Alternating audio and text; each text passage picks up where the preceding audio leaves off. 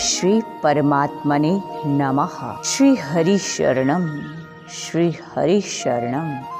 गोविंद हरे, गोपाल हरे, जय जय प्रभु दीन दयाल हरे।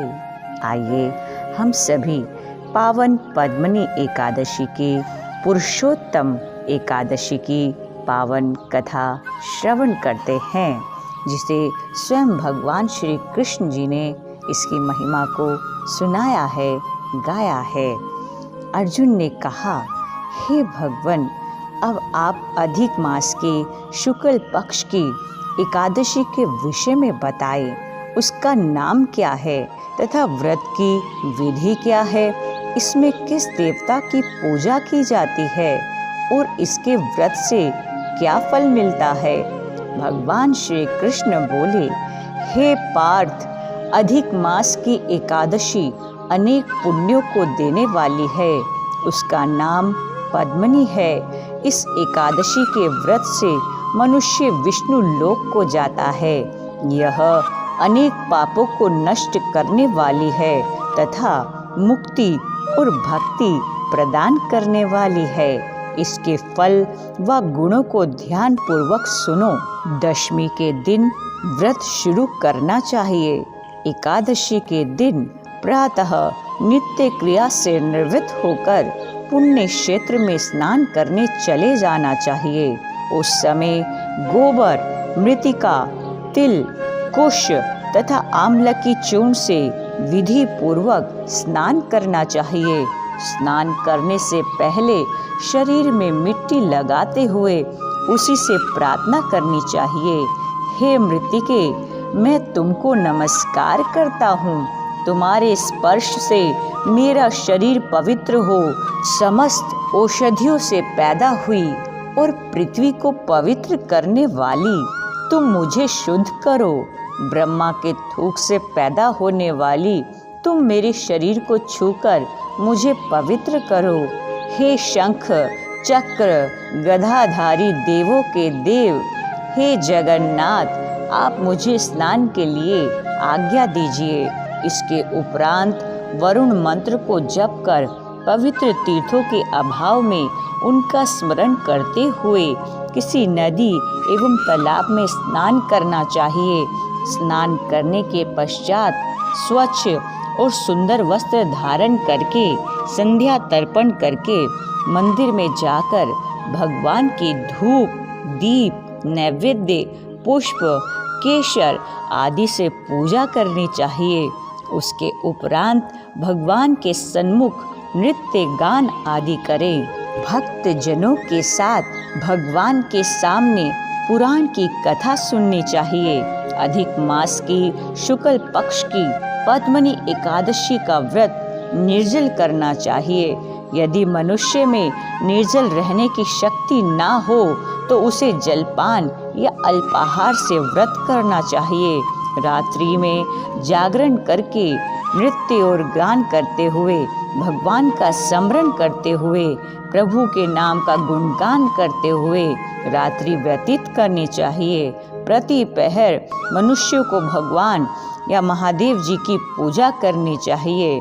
पहले पहर में भगवान को श्री हरि को नारियल, दूसरे में बिलफल, तीसरे में सीताफल और चौथे में सुपारी, नारंगी अर्पण करना चाहिए। इससे पहले पहर में अग्नि होम का, दूसरे में वाजपेय यज्ञ का, तीसरे में अश्वमेघ यज्ञ का तथा चौथे में राजसूय यज्ञ का फल मिलता है। इस व्रत से बढ़कर संसार में कोई यज्ञ, तप, दान या पुण्य नहीं है। एकादशी का व्रत करने वाले मनुष्य को समस्त तीर्थों और यज्ञों का फल मिल जाता है। इस तरह से सूर्योदय तक जागरण करना चाहिए और स्नान करके ब्राह्मणों को भोजन कराना चाहिए। हे महाराज, उस मायावी रावण को जिसने समस्त देवताओं सहित इंद्र को जीत लिया, कार्तवीर्य ने किस प्रकार जीता, सो आप मुझे समझाइए। इस पर पुलस्त्य जी बोले, हे नारद जी, पहले कृतवीर्य नामक एक राजा राज्य करता था। उस राजा को 100 स्त्रियां थी उसमें से किसी को भी राज्य भार संभालने वाला योग्य पुत्र नहीं था। तब राजा ने आदर पूर्वक पंडितों को बुलवाया और पुत्र की प्राप्ति के लिए यज्ञ किए, परंतु सब असफल रहे। जिस प्रकार दुखी मनुष्य को भोग नीरस मालूम पड़ते हैं, अंत में वह तप के द्वारा ही सिद्धियों को प्राप्त जानकर तपस्या करने के लिए वन को चला गया।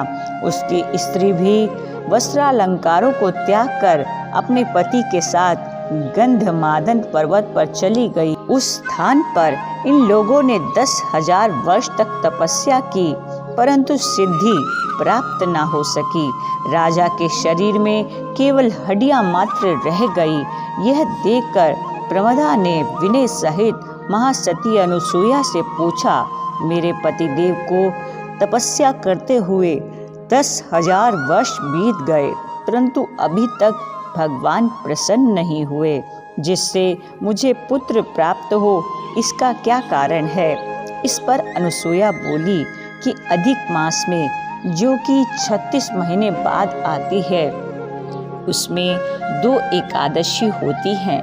इसमें शुक्ल पक्ष की एकादशी का नाम पद्मनी और कृष्ण पक्ष की एकादशी का नाम परमा है। इसके व्रत और जागरण करने से भगवान तुम्हें अवश्य पुत्र देंगे। इसके पश्चात अनुसुईया जी ने व्रत की विधि बतलाई। रानी ने अनुसुईया की बतलाई विधि के अनुसार एकादशी का व्रत और रात्रि में जागरण किया। इससे भगवान विष्णु उस पर बहुत प्रसन्न हुए और वरदान मांगने के लिए कहा। रानी ने कहा, आप यह वरदान मेरे पति को दीजिए। प्रमदा का वचन सुनकर भगवान विष्णु बोले, हे प्रमदे, पुरुषोत्तम मास मुझे अत्यंत प्रिय है। उसमें भी एकादशी तिथि मुझे सबसे अधिक प्रिय है। इस एकादशी का व्रत तथा रात्रि जागरण तुमने विधि पूर्वक किया, इसलिए मैं तुम पर अत्यंत प्रसन्न हूँ। इतना कहकर भगवान विष्णु राजा से बोले, हे राजेंद्र, तुम अपनी इच्छा के अनुसार वर मांगो, क्योंकि तुम्हारी स्त्री ने मुझको प्रसन्न किया है। भगवान की मधुर वाणी सुनकर राजा बोला, हे भगवान, आप मुझे सबसे श्रेष्ठ, सबके द्वारा पूजित तथा आपके अतिरिक्त देव, दानव, मनुष्य आदि से अजय उत्तम पुत्र दीजिए। भगवान तथास्तु कहकर अंतर्धान हो गए। उसके बाद वे दोनों अपने राज्य को वापस आ गए। उन्हीं के वहाँ कार्तवीर्य उत्पन्न हुए थे। वे भगवान के अतिरिक्त सबसे अजय थे। इन्होंने रावण को जीत लिया था। यह सब पद्मनी के व्रत का प्रभाव था। इतना कहकर पुलस्त्य जी वहाँ से चले गए। भगवान श्री कृष्ण ने कहा, हे पांडुनंदन अर्जुन, यह मैंने अधिक मास पुरुषोत्तम मास के शुक्ल पक्ष की पावन एकादशी का व्रत की महिमा का बखान किया है। जो मनुष्य इस व्रत को करता है वह विष्णु लोक को जाता है। श्री हरि श्री हरि श्री हरि शरणम। ओम नमो भगवते वासुदेवाय, प्रभु प्रीति देवाय, प्रभु भक्ति देवाय। अतः हम सभी भी इस पावन एकादशी व्रत के फल स्वरूप प्रभु से केवल प्रभु की भक्ति ही मांगे। हमें प्रेम और भक्ति देना प्रभु, कर्मों का हिसाब न लेना। हे प्रभु, रखना अपने ही चरण कमल के पास। जी हाँ मित्रों, इस पावन एकादशी व्रत का अनुष्ठान हम सभी मिलकर करें और अपने परिजनों को भी इस पावन व्रत रखने की प्रेरणा दें। आइए, अभी तक आपने YouTube चैनल प्रभु की प्रीति को एक बार सब्सक्राइब ना किया हो तो अवश्य करें और अपने प्रिय मित्रजनों को इस व्रत कथा को अवश्य साझा करें। जय श्री कृष्णा, जय मदन गोपाल, जय मदन गोपाल।